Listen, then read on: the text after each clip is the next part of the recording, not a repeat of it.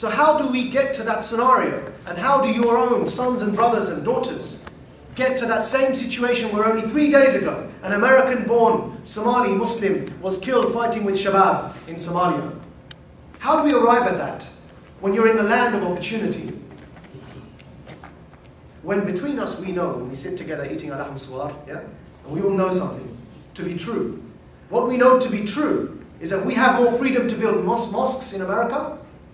We have more freedom to grow our beard or to trim our beard.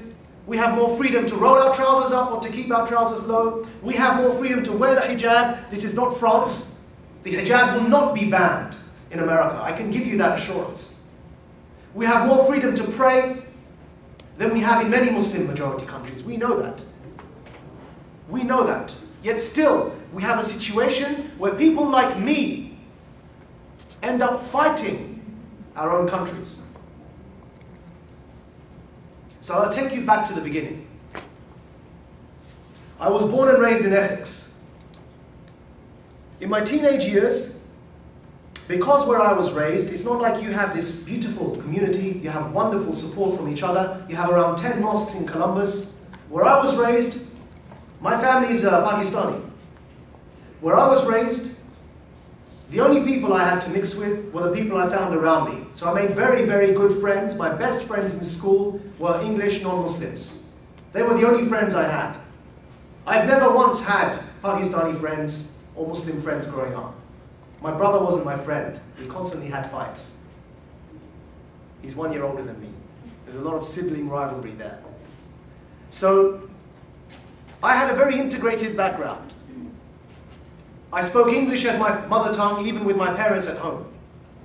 My father was an engineer working in the oil industry. And I had everything going for me. At the age of 14, something began to change. And this is where a lot of this would touch upon your own experiences, where you will think, yes, I have felt that myself. My friends and I were targeted by an organized group of racist paramilitary thugs. They're called Combat 18. The 18 stands for letters in the alphabet. The 1 stands for the first letter in the alphabet, which is A, and the 8 stands for the 8th letter in the alphabet, which is H. And they are the initials of Adolf Hitler. This was a neo-Nazi paramilitary organization. And their job and their reason for existence was to go around my own county, Essex, in white vans. These would be men in their mid-20s. I was 14, and that's very intimidating. If anyone remembers being in school, yeah? Even the kid who's a grade above you looks very big. It looks very scary. When you all grow up, you realize you're all the same size and you average out, and in fact, sons end up growing taller than their fathers.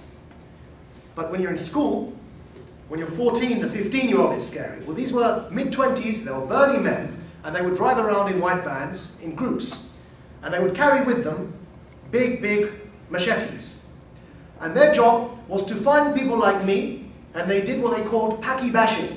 They would ride around looking for people who looked like me, jump out of the back of the van in a surprise action, grab me, and they would attempt to stab and kill people like me.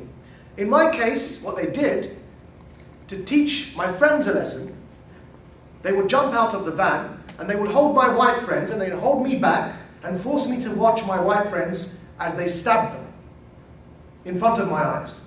And they would stab them because they would consider that they were blood traitors. Traitors for befriending someone who looks like me. So I've had to watch a few of my friends stabbed on many occasions, my white, non-Muslim English friends, for the crime of befriending someone like me. Whilst they were engaged in this behavior, they would boast to me that they had friends in the police and that they would never be touched. And true to their word, I don't remember a conviction ever being brought against these people for these crimes. Instead, I'll tell you what did happen, and I'll give you one example. I don't want to take up too much time. I hope there will be more discussion. So I'll give you one example of what did happen from the police, Essex police authorities. When I was 15 years old and my brother was 16 years old, he was playing with a plastic gun. You know how children like to play with guns? It's quite a normal thing. This, by the way, is many, many years before 9/11. Terrorism in those days was associated with the Irish, not with the Muslims. So many years before 9/11, a young 16-year-old boy was playing with a plastic gun. And you know, this is normal for boys. Some boys, how many here are law enforcement? Anyone? Law enforcement? Yeah, so some boys never grow out playing with guns. But for us at 16, it was perfectly a normal thing to do. An old lady saw him and decided that this young 16-year-old boy must be about to rob a bank. So she reported him to Essex Police. Essex Police did their duty. They deployed a police helicopter, they deployed 2 or 3 cars, marked, and they deployed 2 or 3 unmarked cars, and they began following my 16-year-old brother around for the entire day. I joined him later on in the evening, not knowing he'd been playing with a plastic gun, and we went to play snooker. We left the pool hall at around 3 a.m. in the morning, and our friend was driving us home. We were both too young to drive, though not too young apparently at 15 to be out at 3 a.m. in the morning. We were being driven home, and suddenly we saw a police helicopter in the sky. And I turned to my brother, I said, someone's in trouble. And we saw a police car zoom by the car. And I said, well, definitely something's going down here. And suddenly this police car skidded in the road and blocked our path.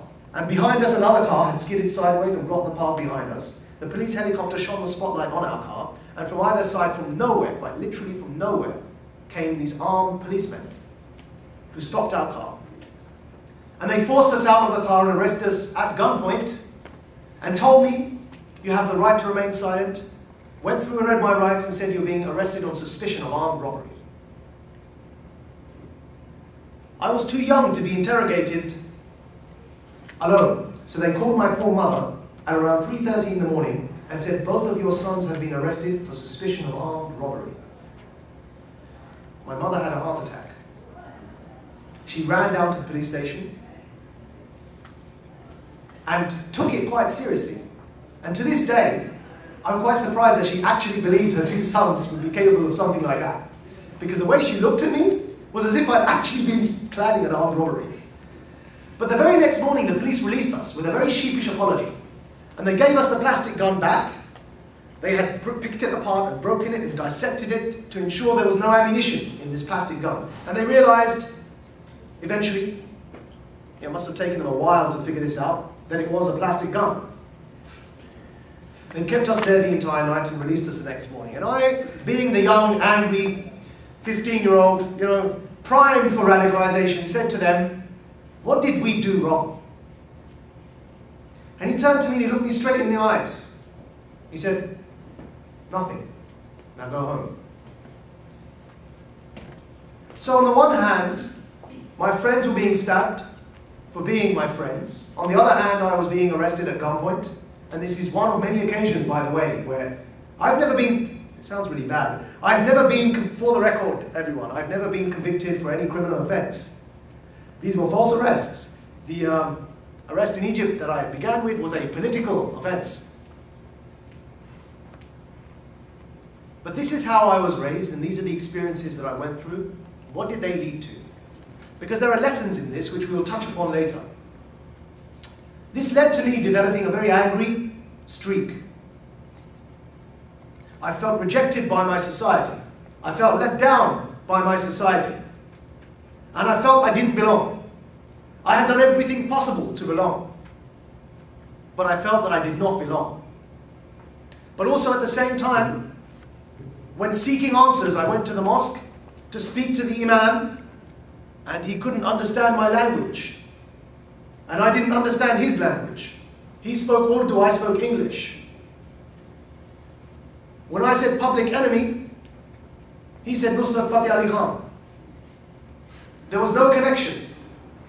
When I said Chuck D, he's still around, still relatively well known.